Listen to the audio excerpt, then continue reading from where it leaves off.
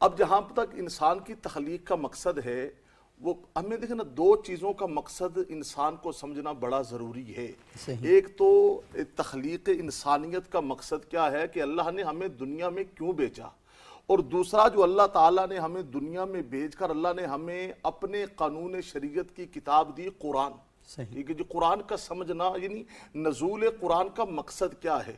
تو جو انسان کی اپنی ذاتی تخلیق انسانیت ہے، اس کا مقصد بھی بغیر علم کے سمجھ نہیں آئے گا، اس کا مقصد بھی بغیر علم کے سمجھ نہیں آئے گا۔ اچھا، نزول قرآن کا جو مقصد ہے، یا دوسری بات قرآن کا عنوان کیا ہے، ٹاپک آف قرآن کیا ہے، وہ بھی ہمیں بغیر علم کے سمجھ نہیں آئے گا، اس کے لیے علم کا ہونا ضروری ہے۔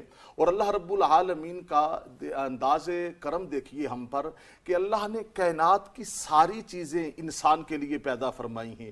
یہ شمس و قمر ہے، شجر و حجر ہے، بر و بحر ہیں، خشکی و تر ہیں، زمین و آسمان ہیں، دن اور رات کا نظام ہے، سورج ہیں، ستارے ہیں، سیارے ہیں، فرشتے ہیں، یہ ساری چیزیں اللہ نے ہمارے لیے پیدا فرمائی۔ اور ہمیں حکم کیا دیا کہ تم نے اپنے اللہ کو پہچاننا ہے، تم نے اللہ کا عارف بننا ہے، اللہ کو پہچاننا ہے۔ تو اللہ کی پہچان بھی بغیر علم کے نہیں آ سکتی۔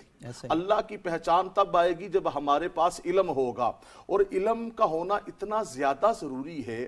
دیکھیں، اللہ تعالیٰ نے دنیا کے اندر جتنے بھی انبیاء بھیجے، اللہ نے ہر نبی کو یا تو صحیفہ دیا، یا پہلے اس کتاب کو آگے لاگو کرنے کا حکم دیا۔ یعنی یوں کہہ لیں کہ ہر نبی کو اللہ رب العالمین نے ایک فن میں مہارت دی۔ ہر نبی ایک فن کے اندر اس کو اسپیشلائزیشن حاصل ہوتی ہے، ہر نبی کو، کسی کو زراعت میں ہے، کسی کو لوہے میں ہے، کسی کو اور فن کے اندر ہے۔ اب یہاں پر اللہ رب العالمین نے نبوت کے بعد جس چیز کو رکھا ہے وہ علم ہے، وہ بنیادی چیز علم ہے۔ اور نبی کریم صلی اللہ علیہ وسلم کیا فرما رہے ہیں؟